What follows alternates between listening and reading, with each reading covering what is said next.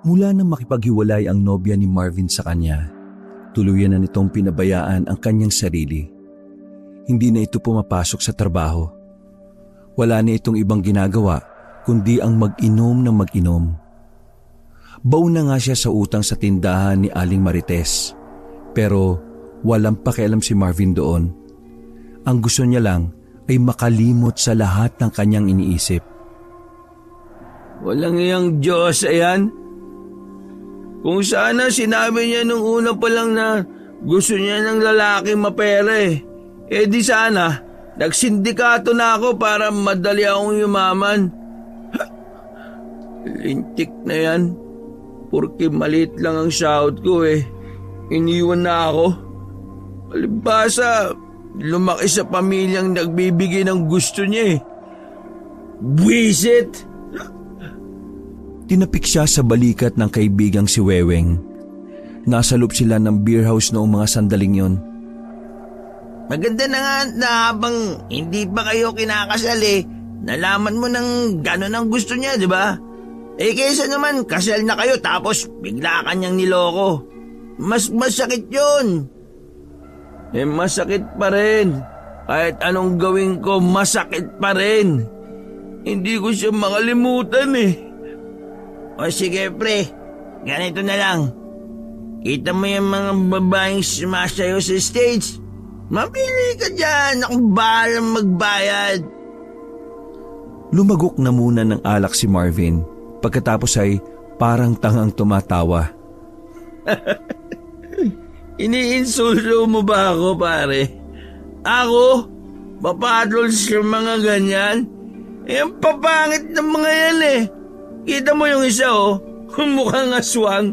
Baka mamaya magkasakit pa ako dyan di maaga ako namatay. Ano bang gusto mo, pre? Alak. Gusto ko ng alak hanggang sa hindi ko na siya maalala. Yun ang gusto ko, pre. Nasarap mo na nga yung alak Laklakan mo. Pambira ka naman, Nilaklak ni Marvin ang alak, pero kahit marami na ang iniinom niya, tila hindi pa rin siya bumabagsak. Buhay na buhay pa rin ang kanyang diwa. Sumuko na nga lang si Weweng sa kanya dahil nahihilo na rin ito. Sabay na silang lumabas ng beer house. Pagewang-gewang pa kung maglakad si Marvin. Buti na lang ay wala siyang nakakabangga. Paano, pre? Uwian na tayo. Isakay mo ako sa sasakyan mo. Aliw ka ba? Wala akong sasakyan, Pinagsasabi mo. Lasing ka na. Papara tayo ng jeep. Uuwi tayo. Ay, nako. Akala ko mayaman ka na Uutangan sana kita Sira ulo. Ikaw talaga kapag nalalasing ka, kung ano-anong pinagsasabi mo Habang nag-aabang sila ng sasakyan, ay may ginang na lumapit sa kanila. Hindi pa naman katandaan ng ginang.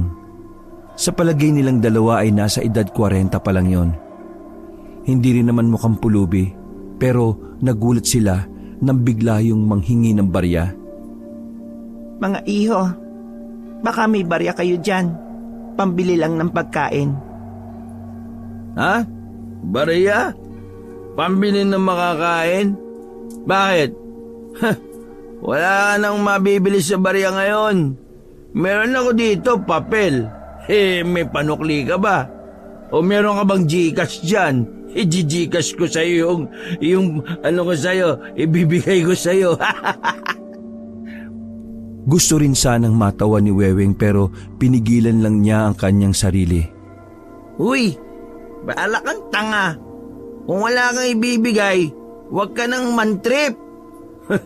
Pasensya na, Ali lasing ako ngayon Lahat ng barya ko, pinamigay ko na sa babaeng nasa iyo kanina sa loob ng beer house. Naku, pasensya na Sa iba na lang kayo mamalimos.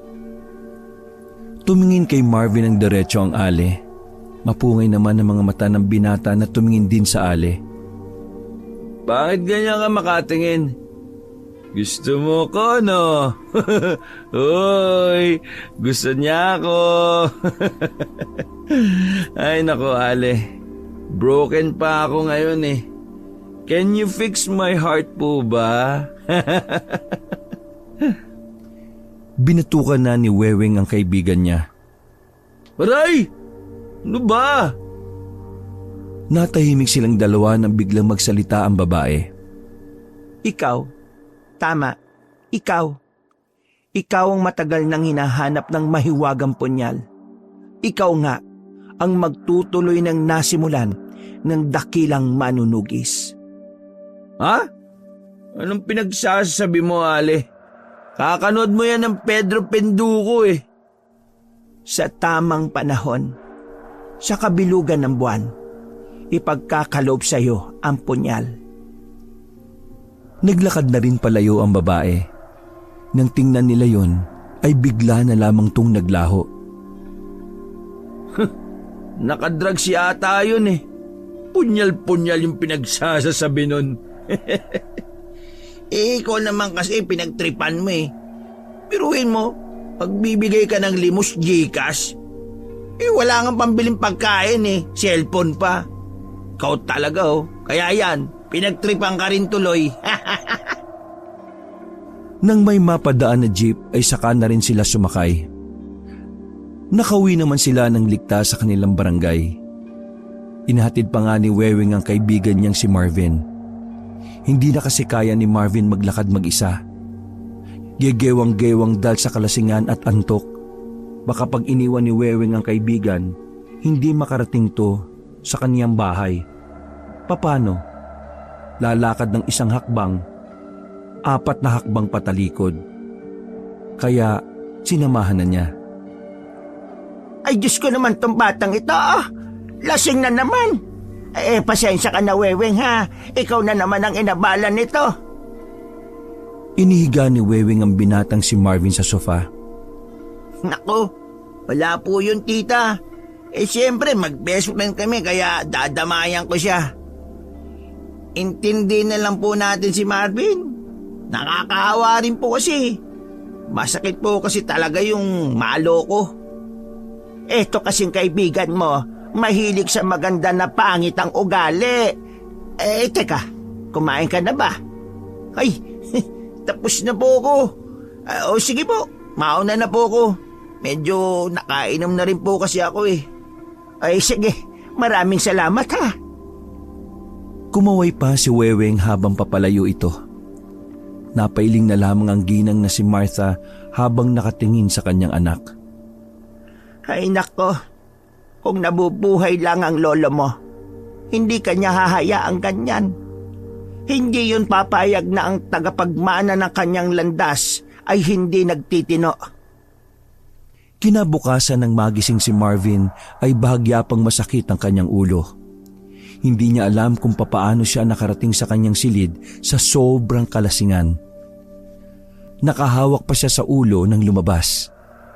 Papikit-pikit matang nagtungo sa kanilang kusina para kumuha ng tubig. Pagbukas niya ng ref, nagulat siya dahil may pusa sa loob. Agad niyang kinuha ang pusa dahil lamig na yun. Ma, bakit nandito sa loob si Mingming? Pampira naman o sino nagpasok sa kanya dito sa loob ng ref? Mabuti na lang ay hindi naman namatay ang pusang yon. Napapakamot na lamang si Marvin sa kanyang ulo. Teka, kaninong pusa ka ba? Bakit ka ba nandito? Wala naman kaming alagang pusa ah. At sa ref ka pa talaga nagtago ah. Alam mong malamig. Bakit init na init ka na? Ngumiyaw lang ang pusa sa kanya at inabutan niya ito ng tinapay. Panibagong araw na naman yon para kay Marvin. Hindi na naman niya alam kung ano ang gagawin. Gusto na naman sana niyang umutang ng alak sa tindahan, pero nagpaskil na si Aling Marites na bawal na umutang ang may pangalang Marvin. Wala nang magagawa si Marvin dahil si Aling Marites na lamang ang nag-iisang nagpapautang sa kanya. Kaya naman pansamantala siyang huminto sa pag-inom. Lasing ka na naman daw kagabi, Marvin. Napalingon ang binata sa bukana ng kusina. Naroon na pala ang kanyang ama na parang kauuwi lang galing trabaho. Isa kasing gwardya ang kanyang ama sa bayan. Panggabi ang pasok nito at umaga na kung umuwi. Ano bang balak mo? Kanyang ka na lang. Sasayangin mo ang buhay mo nang dahil sa isang walang kwentang babae. Pa, hindi naman walang kwenta si Diyosa. Nakto! Ipinagtatanggol mo pa yan sinaktan ka na nga. Kaya ka niloloko kasi ang tanga-tanga mo Ang bilis mong mauto. Siguro kapag binalikan ka nun, tatanggapin mo kaagad. Pa, pwede ba? Masakit ang ulo ko Ayoko muna ng sermon ngayon. Yan, isa pa yan. Kaya walang napasok sa utak mo Kasi sa tuwing pagsasabihan ka, umiiwas ka. Barilin kita dyan Huminga ng malalim si Mang Waldo at kumuha rin ng tubig. Ayusin mo sarili mo, anak. Idol ka pa naman ni Jack tapos ganyan na ipapakita mo sa kapatid mo. Si Jack ang batang ampon nila. Nasa 9 na taon pa lang yon. Na sobrang idol nito si Marvin. Pati pagpapakulay ng buhok ay gustong gayahin ng bata. Nasa na nga pala yung batang yon? Ayun, tulog pa siguro sa kwarto namin. Lagi naman yun nandito sa bahay Ikaw lang naman ang laging wala Hoy, Marvin. Ikaw ba dahil hilig sa mga urban legends o yung aswang-aswang? Nagsalubong ang kilay ni Marvin sa kanyang narinig. Ano? Urban legends po? Aswang-aswang? Pa, ayos ka lang. Hindi nga ako naniniwala sa ganyan Ay nako, si Jack kasi bukang pibigang aswang. Gusto pa ngang magpabili ng CD sa bayan para manood daw ng mga horror, partikular na yung aswang. Nagsimula siyang maging ganyan nung sabi niya sa akin may nakita siyang aswang. Pa, bata pa si Jack. Normal lang naman na malawak ang imahinasyon yan. Ganyan talaga mga bata. Hindi naman siya ganyan dati. Sumama lang kasi yan sa mga kaibigan niya sa ilog. Pag uwi nila, doon na niya sinasabi na may nakita daw silang aswang. Isang malaki raw na gumagapang ng patalikod. Hayaan niyo na lang. Mapapagod din yung batang yan. Minsan nakakarindi na. O sige, magpapahinga na muna ako. Marvin umayos ka na. Hindi ka na bumabata. Nakikiusap ako sa iyo anak Huwag mong hayaan na masira ka ng dahil lang sa isang tao na wala namang idinudulot na maganda sa iyo. Ano, naintindihan mo? Oo na pa. Sige na, magpahinga ka na. Baka bigla ka pang ma-high blood. Naglakad na paalis ang kanyang ama. Sandaling napailing ang binata at muling napatingin sa pusa na nasa gilid.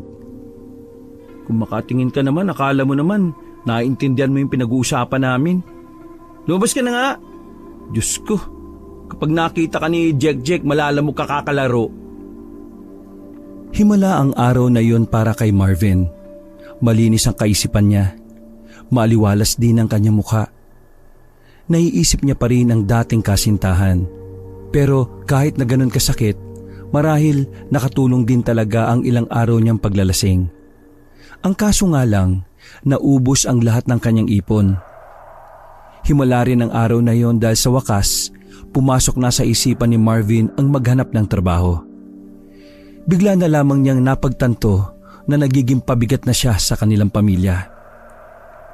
Habang nagmumuni-muni sa pintuan noong hapon ng 4:00, biglang tumabi sa kanya ang batang si Jack. Kuya, bakit hindi ka lasing?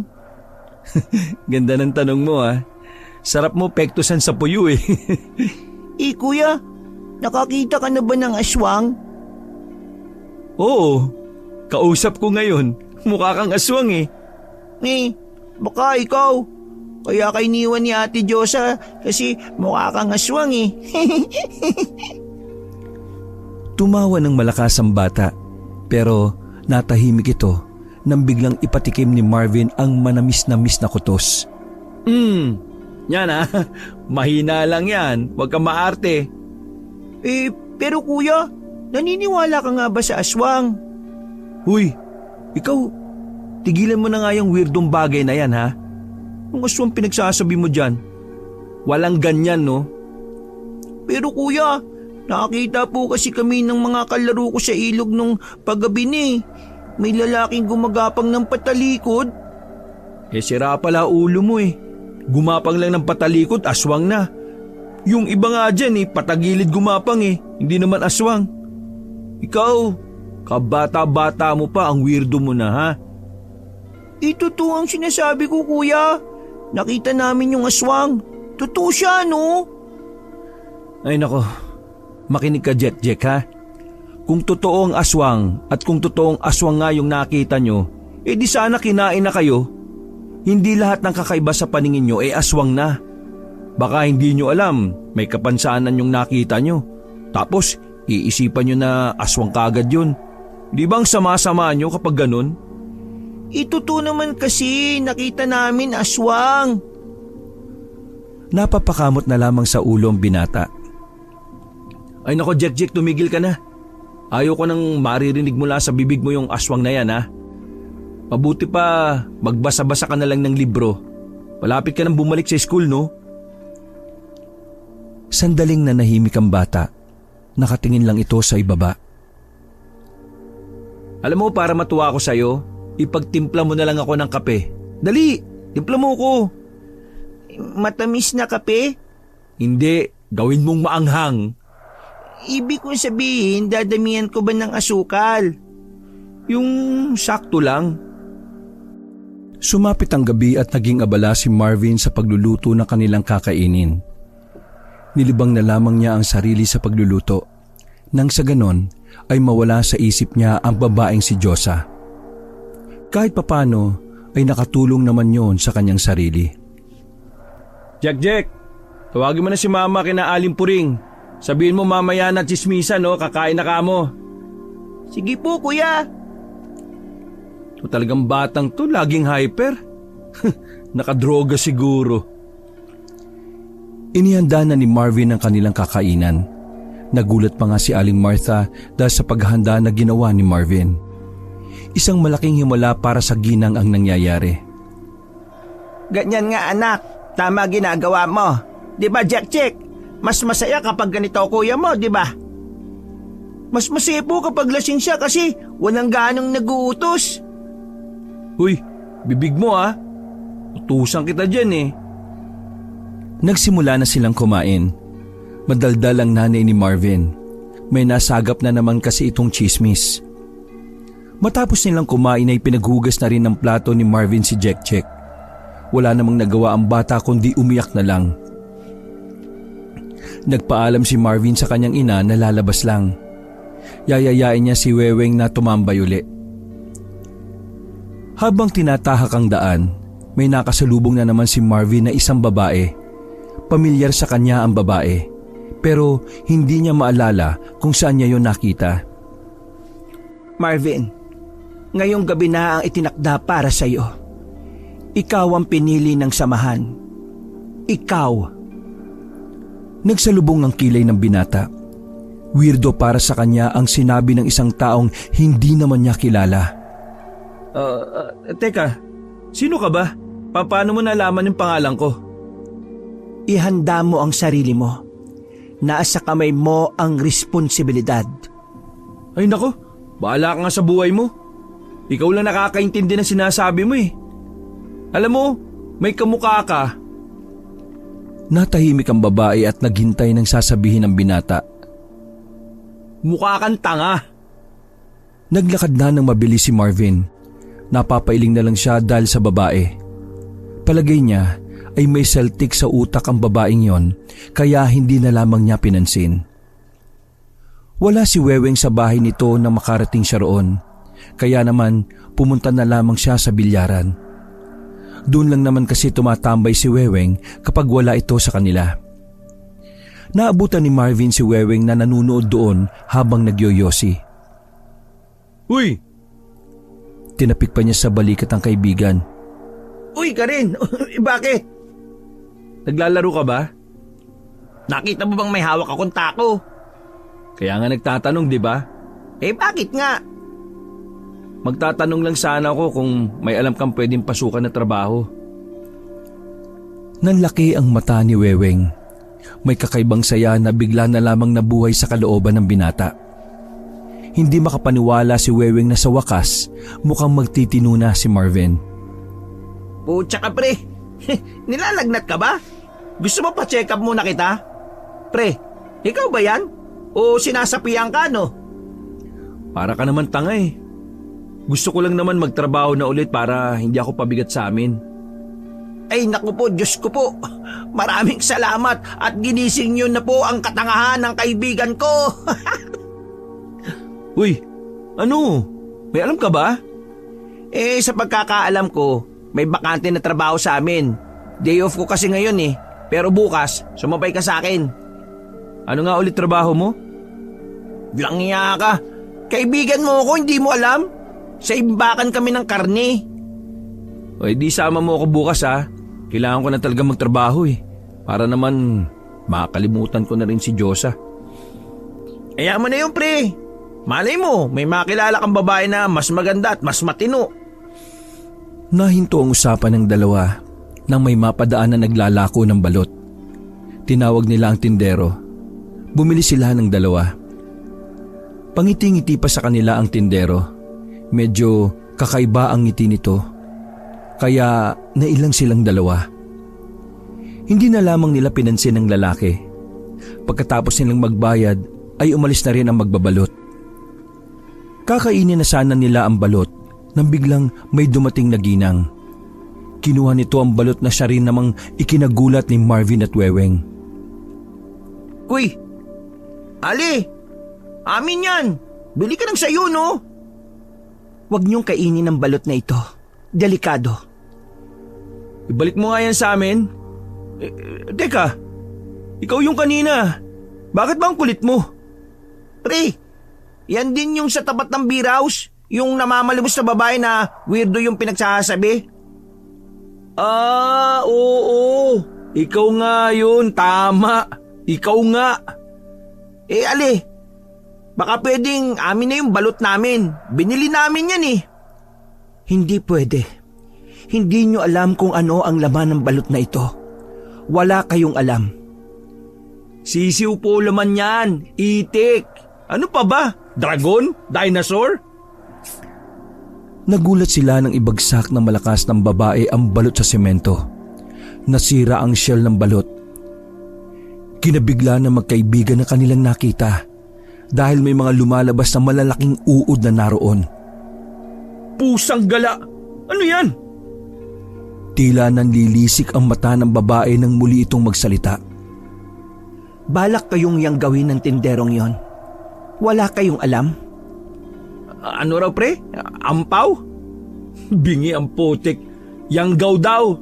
Yanggaw? Ano naman yung yanggaw na yan?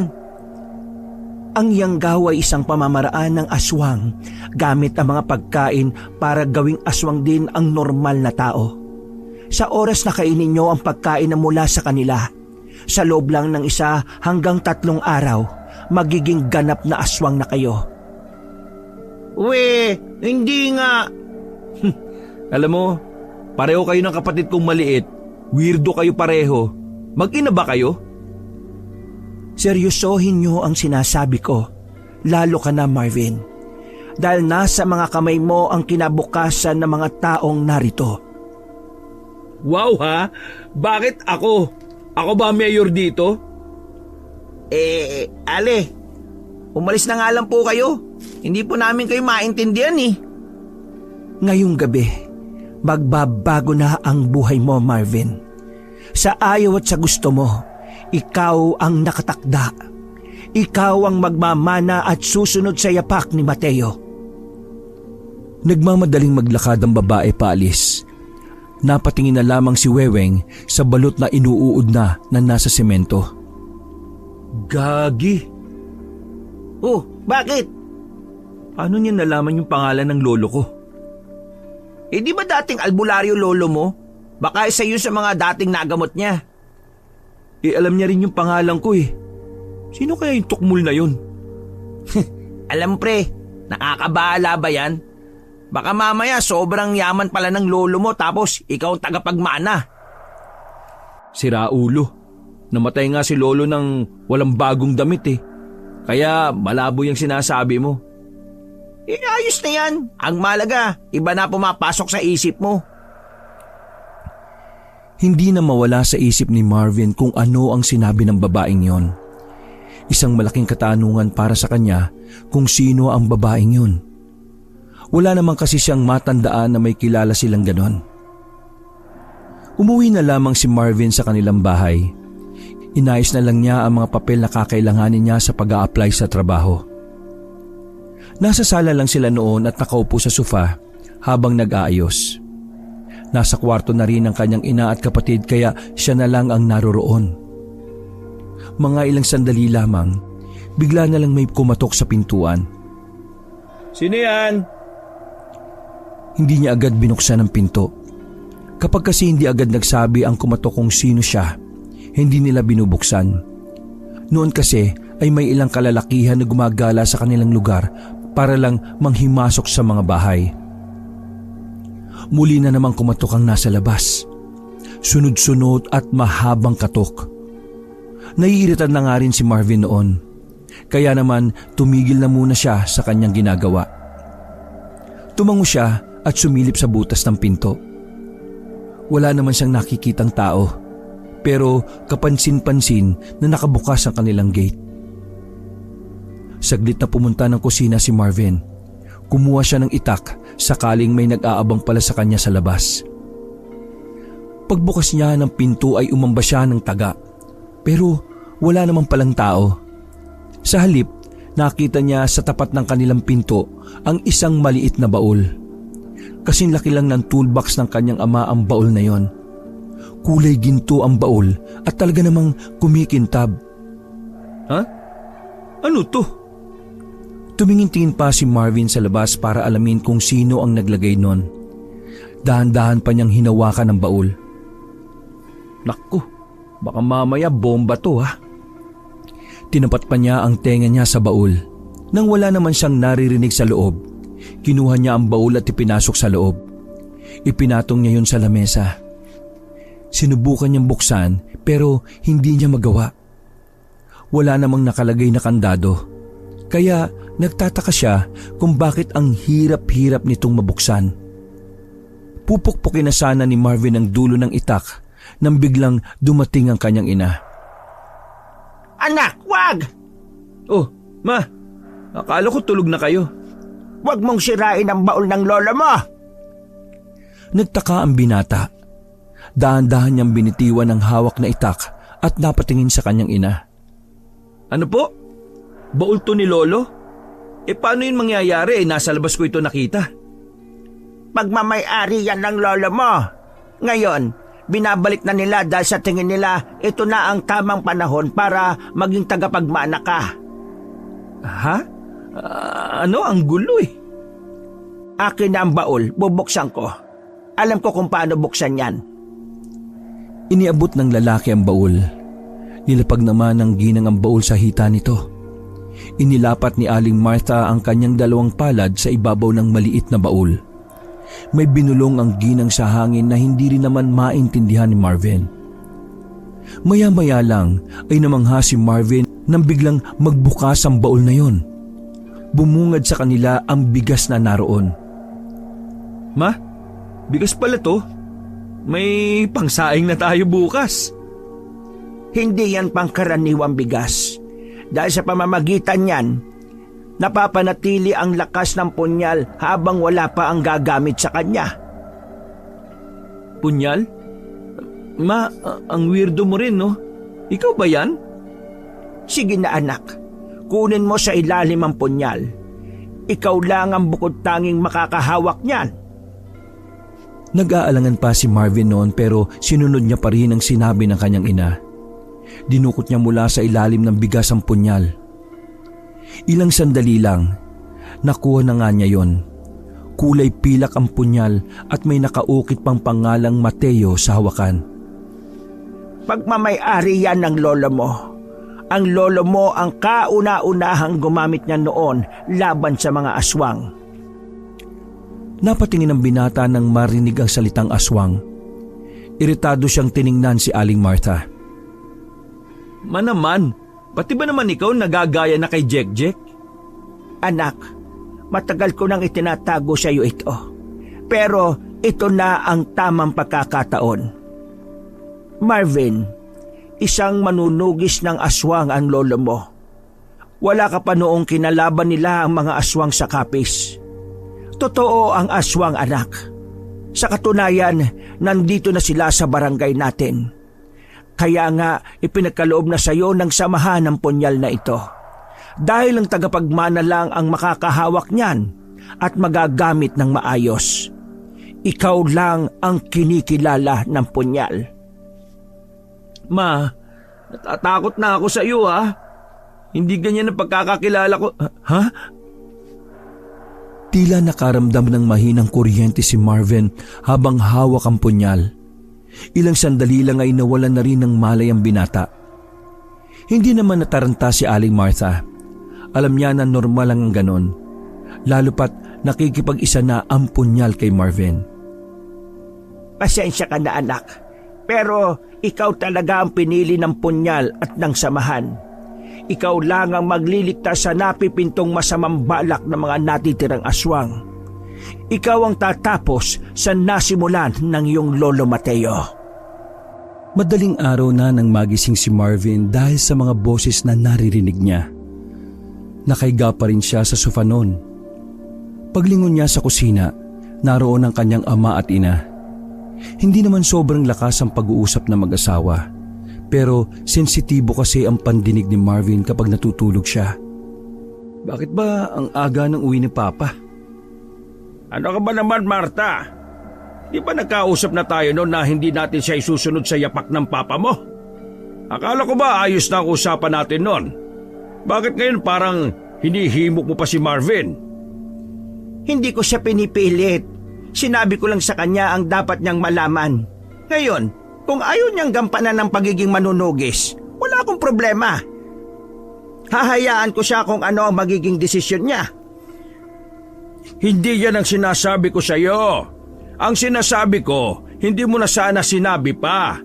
Dinagdagan mo pa ang iisipin ng tao eh. Sa halip na ang iisipin na lang niya ay kung paano makakatrabaho, iisipin niya pa yung bagay na yan. Ilalagay mo pa sa kapahamakan ng anak natin eh. Hindi ka ba nag-aalala para sa kanya? Aswang yung mga makakalaban niya, hindi basta tao lang. Sana'y naiisip mo yon, Martha. Alam ko yon, Waldo.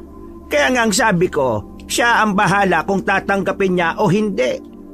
Mas maigi nang may alam siya sa nakaraan at kung sino siya. Dahil sa ayaw at sa hindi, pupuntiryahin din siya ng mga aswang. Hindi na nakatiis pa si Marvin. Tumayo na siya at lumapit sa kanyang mga magulang. Nabigla ang dalawa at sandaling napatigil sa pagtatalo. Tiningnan ni Marvin ang kanyang ina. Ma, nanaginip ako. Nakita ko ang lahat ng ginawa ni Lolo. Lahat-lahat, hanggang sa huli niyang hininga. Alam ko na ang kasaysayan ng pamilya niyo, Ma. Galing kayo sa pamilya ng manunugis. Ngayon, naiintindihan ko na ang lahat.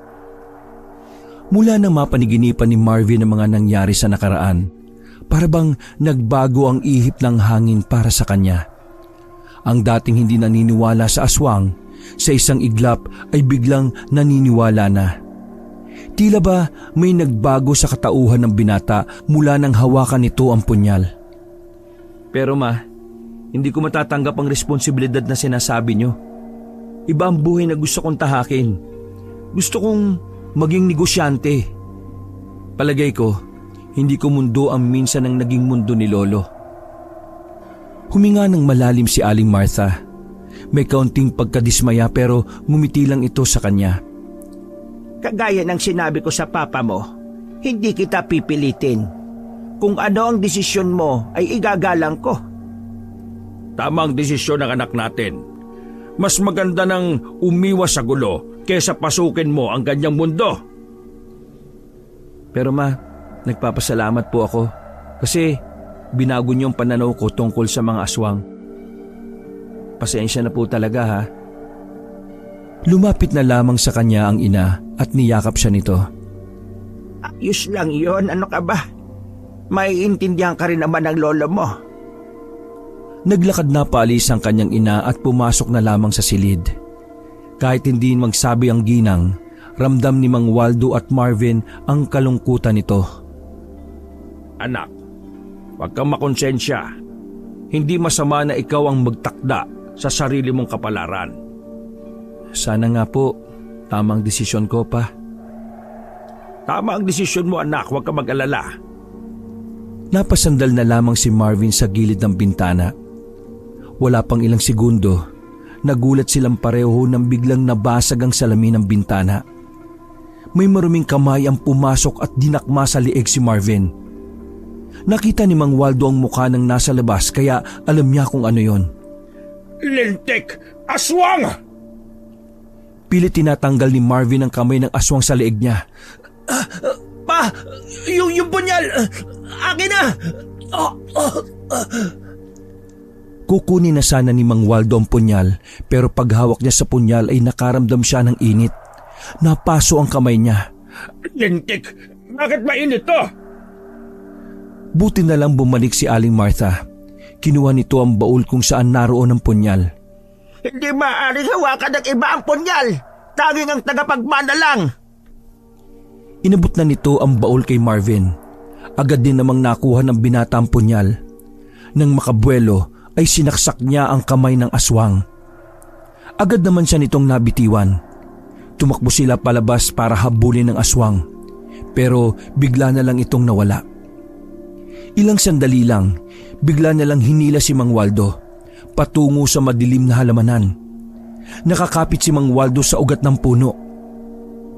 Noong mga sandali ring yon, hindi rin maintindihan ni Marvin ang katawan niya. Parang kusang kumikilos yon. Parang may kakaibang lakas at talino ang nasa katawan niya. Binato ni Marvin ang punyal sa halamanan. Walang ano-ano ay narinig niyang dumaing sa sakit ang aswang. Nagtangka pa yung umakyat sa puno pero bumagsak na lang ulit ito. Nilapitan nila ang aswang. Kinuha ni Marvin ang punyal na nakatarak sa dibdib nito. Nangisay-ngisay naman ang aswang at namangha na lamang si Marvin nang makita na parang unti-unting natuyot ang katawan ng aswang. Ganyan ang mangyayari sa aswang kapag nadali sila ng punyal. Hindi naman makapagsalita ang ama ni Marvin dahil sa kaba. Ma, mukhang dapat ipaalam natin sa lahat ang nangyari. Nang sa galon mabigyan sila ng babala. Wag, matataranta ang mga tao. Mas magiging magulo lang. Mas magkakaroon ng tsansa na makalapit ang mga aswang kapag magulo at wala sa wisyo ang mga tao. Hintayin na lang natin. Magiging abo na rin yan maya-maya lang. Ano pong gagawin natin dyan, ma? Takpan na lamang natin ang sako. Makalipas ang ilang sandali ay malapit nang sumikat ang araw. Binalikan ni Marvin ang bangkay ng aswang na tinakpan lang naman ng sako. Pagangat niya ng sako, wala na ang bangkay. Natira lamang doon ay ang mga abo. Nakaramdam siya ulit ng pagkamangha. Hindi niya inakala na sobrang kakaiba pala ang punyal ng kanyang lolo. Nagkape na lamang sila sa loob. Tahimik lang sila sa sala kaya naisip ni Marvin na basagin na ang katahimikan. Ma, pa, gusto ko na pong sundan ang yapak ni lolo. Napatigil ang kanyang ama sa paghigop ng kape nang marinig yon. Habang hindi naman nakinabigla yun ng kanyang ina. Marvin naman, nakita mo naman kung gaano kadelikado yung aswang, hindi ba? Munti ka na ngang mapahamak at ako rin. Pa, yun nga ang dahilan kaya gusto ko ng panindigan Gusto ko kayong protektahan. Magagawa ko lang yon kung nasa akin ang punyal. At palagay ko, ito talaga ang kapalaran ko. Ang magprotekta sa inyo, sa pamilya ko at sa mga tao. Sa nangyari kanina, napagtanto ko na mas lalong magiging miserable ang lahat kung wala akong gagawin para pigilan ang mga mangyayari. Pero anak, delikado ang buhay na papasukin mo. Hindi yan basta-basta. Alam ko po pa, naiintindihan ko na nag-aalala ka lang. Pero ayaw kong dumating sa punto na napahama kayo. Sila. Tapos ako ito lang, walang ginagawa. Pa, dapat matuwa kayo kasi hindi na ako nagpapabaya sa sarili ko. Nagkakaroon na ako ng pakialam sa mundo. Hindi na nakapagsalita pa ang manong na si Waldo. Alam din naman ito na walang masama sa pagiging manunugis. Pero takot si Mang Waldo sa posibilidad na mawalan siya ng anak. Saksi rin kasi siya noon kung gaano kadelikado ang ganoong klase ng gawain. Sa huli ay wala pa ring nagawa pa si Mang Waldo. Pumayag rin ito sa kagustuhan ni Marvin. May magagawa pa ba ako? Ikaw na nagdesisyon eh. Ang gusto ko lang, Marvin, anak, ayaw kong mamamatay ka. Hanggat maaari, mag-iingat ka palagi. Tandaan mo na may pamilyang naghihintay sa iyo, ha? Maraming salamat po, Pa. Hayaan nyo, pangako ko sa inyo, walang mangyayari masama sa akin. Magtiwala lang kayo. Maraming salamat, Waldo. Maraming salamat dahil hanggang ngayon iginagalang mo pa rin ang angkan kung saan ako nanggaling. Siyempre, asawa kita eh. Lahat ng bagay na may kaugnayan sa iyo mahalaga sa akin. Ma, ano na nga palang susunod kong gagawin? Huminga ng malalim ang ginang. Mamayang gabi, sasama ka sa akin. Ihaharap kita sa mga tao ng lolo mo. Marami silang ipapaliwanag sa iyo at sasanayin ka na rin nila. Paano po si Jack dito? Wala naman akong pasok ngayon. Ako na lang ang magbabantay kay Jack. Sumikat na rin ang araw. Nagpunta na muna si Marvin sa kanyang silid. Dala-dala niya ang punyal. Habang nakahiga sa kama, hindi niya maiwasang hindi tingnan ang punyal. Namamangha siya roon. Sa pelikula niya lang kasi napapanood ang mga ganon. Halos 5 minuto niyang tinitigan ang punyal. Inuusisa niya ang bawat disenyo na nakaukit. Pambira kang punyal ka. Babaguhin mo talaga ang buhay ko, ano? Napailing na lamang si Marvin. Para siyang tanga na kinakausap ang punyal. Dinalaw na ng antok si Marvin kaya naisipan niyang matulog na lang muna. Tanghali na siyang nagising dahil sa paulit-ulit na kalabit ng kanyang kapatid na si Jack. Oh, bakit ba? Gising ng gising, alam namang natutulog eh. Kaya nga kita ginigising kasi tulog ka eh. Bawal naman kasing gisingin ng gising, di ba, kuya? Bumangon na si Marvin at iritadong tumingin sa bata. Oh, saan mo na naman natutunan yung pamimilosopo mo? Gusto mo kutuwang kita sa sentido? Binibiro lang naman kita, kuya eh. Kuya, kanina pala bumili ako sa pandisalan. Oy, ano naman? Nakita ko si Ate Diyosa kasama yung bago niya. Mas pogi ka pa sa bago niya, kuya. Mukhang aswang yun eh. Tumigil ka nga. Tigas ng mukha mo para banggitin pa yan sa akin, no? Napalingon ng bata sa punyal na nasa gilid ng kama. Kuya, ang angas nun ah. Iyo ba yan? Oo, huwag mong hawakan yan. Pero wala nang nagawa pa si Marvin nang makalapit na roon ng bata. Hinawakan nito ang punyal. Maya-maya lang ay naiyak na lamang si Jack nang mapaso yun. Sa lakas ng iyak nito ay napapunta si Aling Martha at Mang Waldo. Oh, ano naman bang ginawa mo, Marvin? Uy, ma, wala akong ginawa dyan, no? Ay nako, Martha. Hinawakan niya yung punyal. Ay Diyos ko, kang bata ka. Halika nga rito. Mama, si kuya, pinainit niya yung kutsilyo na yun, oh. Uy, tulig ka ba? Ikaw unang umawak eh. Iyak nang iyak si Jack dahil namaga ang daliri niya. Agad naman yung ginamot ng ginang na si Martha. Pagkatapos nilang mananghalian, sandaling lumabas si Marvin. Pinuntahan niya si Weweng. Pabulong niyang ikinuwentong lahat ng nangyari pati ang tungkol sa punyal. Tahimik lang na nakikinig sa kanya ang kaibigan. Pero maya-maya lang, bigla na lamang natawa sa kanya si Weweng. Para kang timang. Sabi mo nung nakaraan si Jejik lang yung ganyan. Tapos ngayon, ikaw na rin. Magkuya nga kayo. Ayaw mo maniwala? Sandali lang. Kinuha ni Marvin sa dalambag ang punyal na nakabalot pa sa telang itim. Ito yung punyal na sinasabi ko. Kapag ako ang humahawak nito, hindi ito nakakapaso. Pero kapag ibang humawak nito, nakakapaso ito. Try mo para malaman mo. Ang weird mo pare. May ganyan ka palang side. Medyo may kayabangan si Weweng noong mga sandaling yon.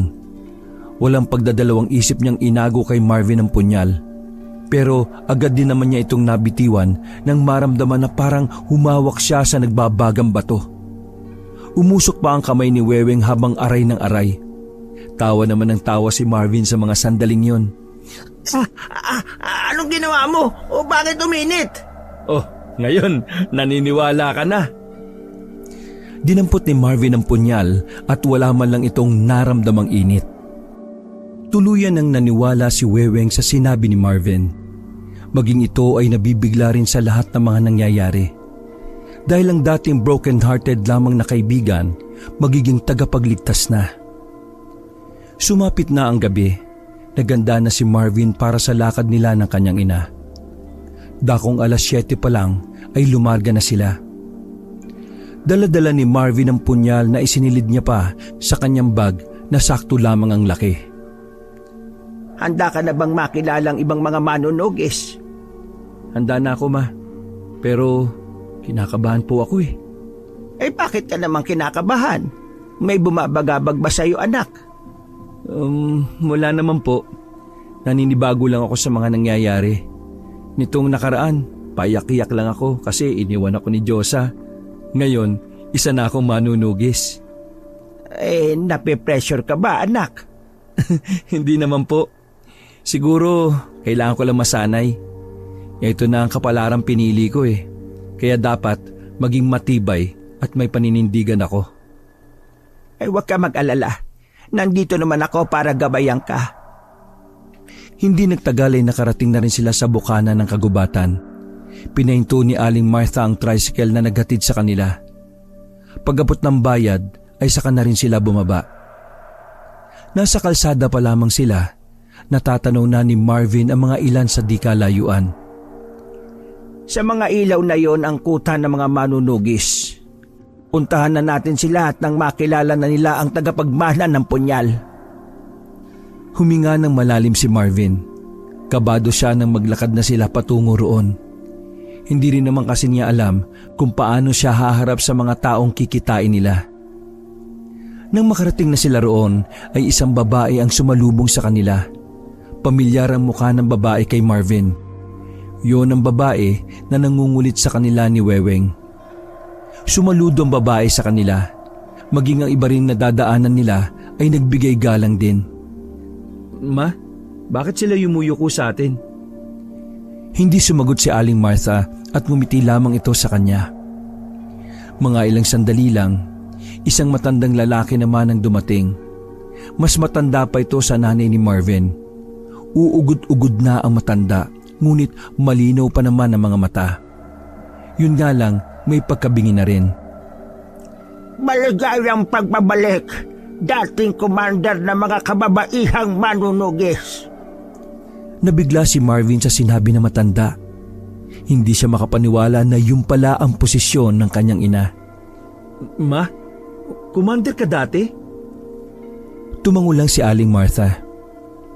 Maligayang muling pagkikita, Mang Askon. Nandito ako at kasama ko na ang aking anak na siyang tagapagmana ng punyal at susunod sa yapak ni Tatay Goreng. Magandang gabi po sa inyong lahat. Ang pangalan ko po ay Marvin. Marlin, bakit bang babae ang pangalan mo? Babae ka ba? Marvin po, as in Marvin Agustin. Ano raw? Mang Askon, siya ang anak kong panganay, si Marvin. Ah, Marvin! Tama, ikaw nga. Mula nang mawala ang lola mo, matagal na kitang iniisip na papalit sa kanya. Mabuti naman at tama ang desisyon mo, iha. Pakiramdam ko po kasi tinawag ako ng misyon eh. Hindi ka naman tinawag ng konsumisyon na. Bakit mo naman yan naiisip? Ang sabi ko po, parang tawag ng misyon ang nangyari. Ay, ganun ba? Pasensya ka na ha. Bingi na kasi ako eh. Ay, di bale. Halika kayo. Pumasok na muna kayo sa bahay ko. Ginabayan sila ng ilang kalalakihan patungo sa bahay na matandang si Ascon. Ilang bahay ang kanilang nilagpasan at nakarating din sila. Sa lahat ng kabahayan na naroon, ang bahay ni Ascon ang pinakamalaki. Yung kasi ang tumatayong pinuno ng mga manunugis mula nang mawala ang lolo ni Marvin. Pinaupo sila sa katre. Doon ay pumasok din ang ilang opisyal na mga manunugis. Sinimulan nilang kausapin si Marvin. Maraming nalaman si Marvin mula sa mga yon. Mga bagay na tiyak makakatulong sa pagiging manunugis niya. Marami pang ipinaliwanag kay Marvin. Mga bagay na dapat niyang iwasan at mga bagay na dapat niyang gawin bilang manunugis. Kaakibat nun, binigyan din siya ng ilang kagamitan na alternatibo. Sinanay lang siya saglit kung paano lumaban. Pagkatapos nun ay bahala na raw siya sa buhay niya. Yun ay dahil ang punyal na ang gagabay sa kanya. 2:00 na ng madaling araw nang matapos na sila roon. Nagpaalam na rin si Aling Martha at Marvin sa kanila. Dahil wala namang masasakyan pabalik, hinatid sila ng kasamahan nila na hindi naman nakakapagsalita. Ligtas silang nakauwi. Naglakad na lamang sila papasok ng kanilang barangay. Hindi na rin kasi nila pinapasok ang naghatid. Ma, bakit ba ako lang ang dapat lumaban sa mga aswang? Ang dami naman palang manunugis dun eh. Anak, pagsubok ito para sa iyo. Gusto nilang malaman kung talagang karapat-dapat ka para sa punyal. Huwag ka mag-alala. Kapag nasa alanganing sitwasyon, darating din yung mga yan. Tinulak na ni Marvin ang gate nang makauwi na sila. Pagdating nila roon ay tulog na si Mang Waldo at Jek-Jek. Magkatabi pa ang dalawa sa kama ng binata. O sige na ma, una na po ako sa kwarto ko. Tumango naman ang ginang. Pagpunta ni Marvin sa kanyang silid, nagtaka siya dahil nakabukas ang bintana. Malayang nakakapasok ang malamig na hangin mula sa labas. Kinutuban na kagad ng masama si Marvin. Maya-maya lang, nagulat na lang siya nang may humila na sa kanya sa ilalim ng kama. Mabuti na lang ay nakakapit siya. Sinipa niya ang nasa ilalim ng kama nang makabuelo naman ay dali-dali niyang kinuha ang punyal. Ma, huwag kayong lalabas sa kwarto! May aswang dito! Dinig na dinig pa ni Marvin ang umaangil na aswang. Galit na galit ang isang yon, pero nag-aalangan na yung lumapit dahil sa hawak niyang punyal. Lumabas ka dyan! Huwag kang duwag! Dahan-dahan gumapang ang aswang palabas sa ilalim ng kama. Sa unang pagkakataon, nakita ni Marvin ang mukha ng aswang ng malapitan. Naglalaway ang aswang na yon at ang mahabang dila nito ay parang may hati sa gitna. Nangingitim naman ang ibang parte ng mukha ng aswang at namumula naman ang mata. Ano? Hindi ka ba magsasalita? Hindi maintindihan ni Marvin nung sandaling yon kung bakit tila wala siyang nararamdamang takot. Parang normal na lang sa kanya na makakita ng aswang. Kahit yun pa lang ang pangalawang beses na nakakita siya. Ayaw mo magsalita ha? Inatake ni Marvin ang aswang. Ngunit sa kasamaang palad, mabilis yung nakaatras at nakalabas ng bintana. Pagdungaw niya, gumapang na yon paakyat ng punong mangga. Dali-daling pinuntahan ni Marvin ang kanyang mga magulang. Gising na si Mang Waldo nung oras na yon.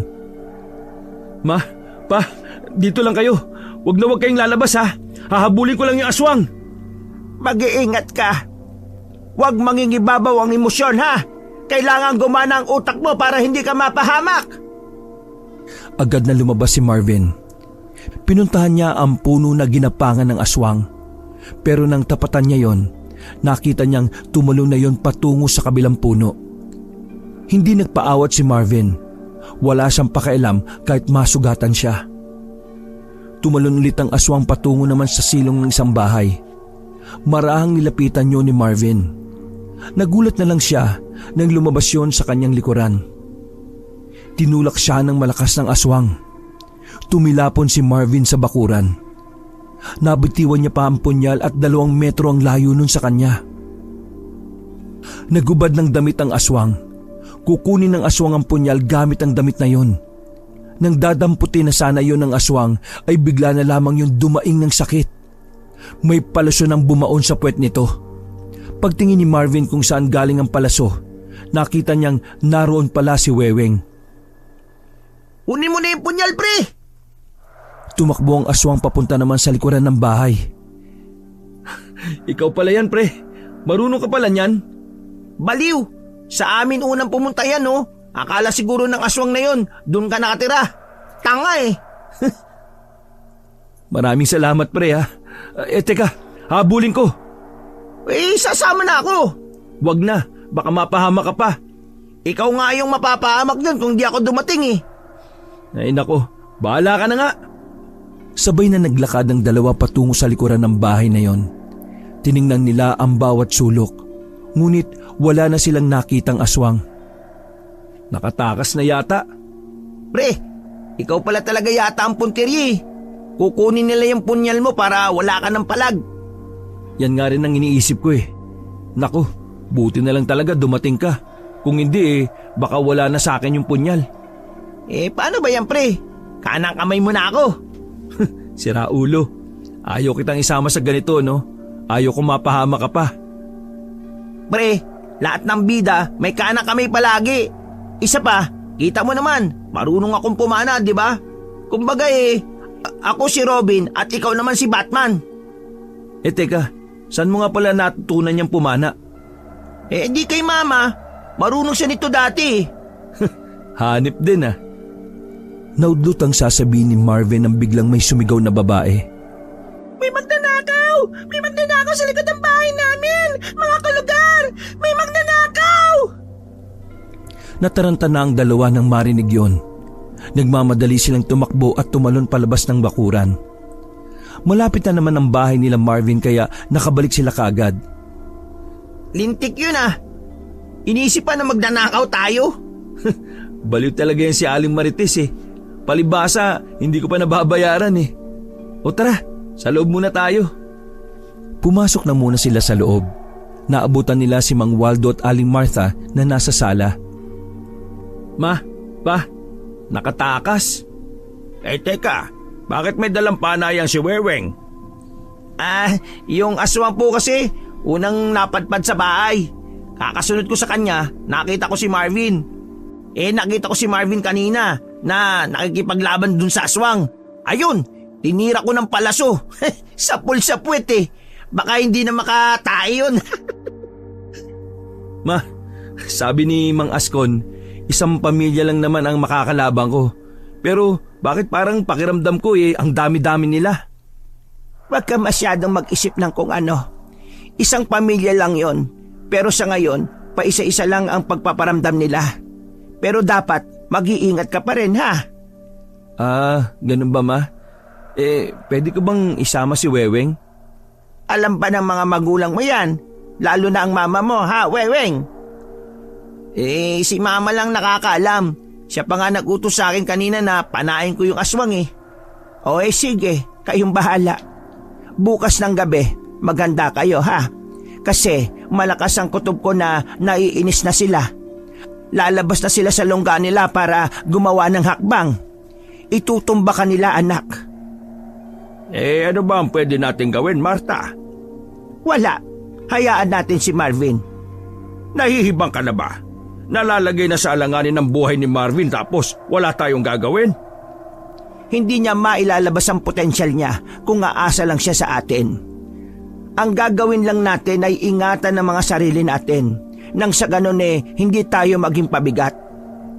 Pambihira ka talaga, Martha, oh.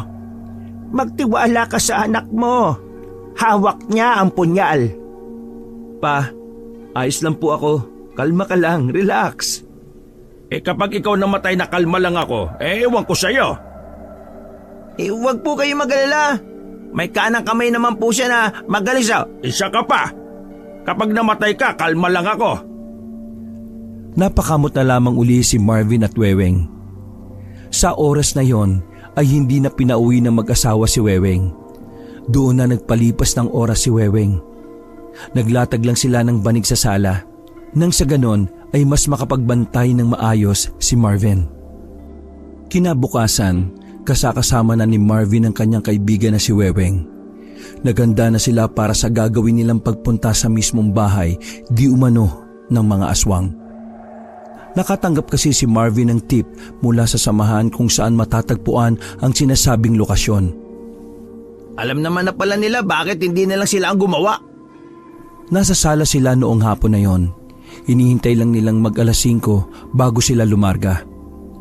Hindi sila makikialam. Gusto nila akong subukan kung karapat-dapat daw ba ako sa punyal. Di ba ikaw na nga yung napili? Bakit may paganyan-ganyan pa sila? Baka para malaman nila kung hanggang saan ang kaya ko. Ewan ko ba sa kanila? Habang nag-uusap sila ay biglang lumapit sa kanila ang batang si Jack Jack. Kakagising lang nito mula sa maghapong pagtulog. Kuya, saan kayo pupunta? Sa lugar na bawal ang bata, no? Hindi man lang tiningnan ni Marvin ang kapatid at nakatuon lang ang atensyon sa pagsisintas. Kung saan man kayo pupunta, mag-iingat ka kuya ha? Malungkot ang tinig ng bata, kaya akala ni Marvin ay nag-aalala ito para sa kanya. Kaya naman ay nginitian na ito ni Marvin. Mag-iingat ka kuya, kasi minsan tanga ka eh. Pagkatapos magsalita, bigla na lang yung tumakbo palabas. Hahabulin pa sana ni Marvin pero inawat na siya ni Weweng.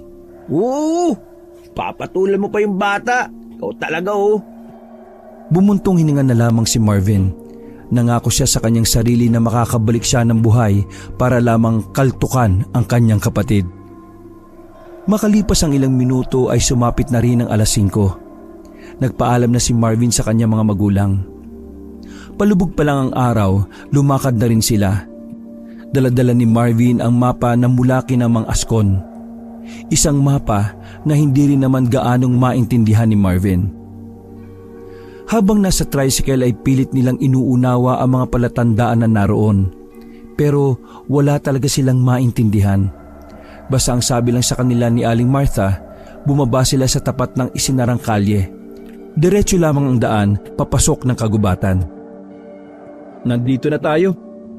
Pagbaba pa lang nila, nakaramdam na kagad ng kaba si Weweng. Nakikita niya pa lang ang abandonadong daan ay natatakot na siya.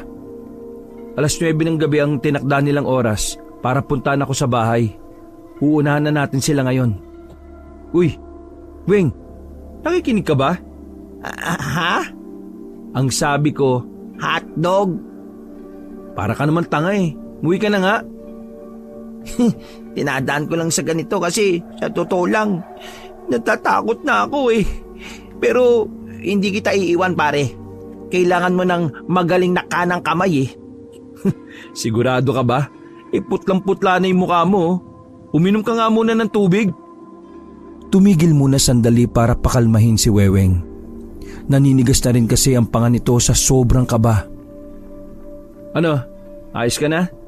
Oo, ayos na ako. Uy, ano ka ba? Huwag kang matakot. Kasama mo naman ako eh. Akala ko ba kanang kamay ka at ang kanang kamay ay hindi natatakot? Yabang nito. Akin na yung punyal. Nagpatuloy na rin sila sa paglalakad. Habang patagal ng patagal, nabubura na ang kalsada. Kinakain na kasi ng mga damo ang dating daan. Dumidilim na. Maging alerto ka ha. Teka, paano pala natin malalaman kung aswang na yung kaharap natin o hindi? Ang sabi ni Mang Askon, ipaparamdam daw sa akin yun ng punyal. Ani pala yung punyal na yan ah. May sarili bang buhay yan? Pangalanan mo kayang Punyaleta. Uy, Punyaleta! Ano, aswang ba yun o hindi? Huy, manahimik ka. Punyaleta. Pero teka, may nararamdaman ako. Gumilid ang dalawa at sandaling pinakiramdaman ng paligid. Maya-maya lang ay nakita na lang nila ang isang kambing. Nakahinga ng maluwag si Weweng. Akala kasi nito ay aswang na. Tiningnan nila ang mapa. Inusisa nilang muli ang mga nakalagay. Sa pagkakataong yon, unti-unti nang nauunawaan ni Marvin ang nakasulat. Itong tinatahak nating daan, sa dulo nito may 200. Sabi dito, kakaliwa tayo. Tapos kapag dinerecho natin, may puno raw ng sampalok. Sa likod ng puno ng sampalok may iskinita. Diretso ulit tayo, tapos makikita na natin yung bahay ng mga aswang. Buti naman naintindihan mo na. Wala talaga akong talent sa ganyan. Mas binilisan nila ang paglalakad hanggang sa makarating na nga sila sa kinaroroonan ng bahay. Sa unang tingin, para bang normal na bahay lang yon ng pangkaraniwang tao. Pero iba na ang nararamdaman ni Marvin noon. Nagmamadali siyang kinuha ang punyal sa loob ng kanyang bag. Paghawak niya sa punyal, sigurado na siya na aswang ang mga nasa bahay. Oh, anong gagawin natin ngayon? Paano natin sila papatayin? Kailangan natin lumaban sa kanila. Hindi ko alam kung kakayanin natin sila ng sabay-sabay. Ilang kaya sa tingin mo yung mga aswang na nandyan? Ang sabi ni Mang Askon nasa 6 daw. Pinatay ko na yung isa, di 5 na lang. Baka 4 na lang. Tinama ako sa puwet yung isa, di ba? Hindi na nakatae yun. Shh! Tahimik. Nakita nilang may isang lalaking lumabas. Sa tansya nila ay halos kaedad lang nila yon. Nagsindi ng yosi ang lalaki sa labas ng bakuran. Habang silang dalawa naman ay nakatago lang sa halamanan. Pre, kaya mo bang patamaan ng palaso mo yun? Hinanda na ni Weweng ang pana niya. Kaso, nanginginig lang ang kamay niya nang dahil sa kaba. Pambihira, ako na nga! Inago ni Marvin ang pana. Binalahan niya ng palaso at itinutok sa lalaking nagyoyosi. Pagbitaw niya ng goma, tumama ang palaso sa ulo ng lalaki. Walang ya, mas magaling ka ba sa akin eh? Paano mo nagawa yun? Tinuruan ka ba nila? Hindi. Ewan ko.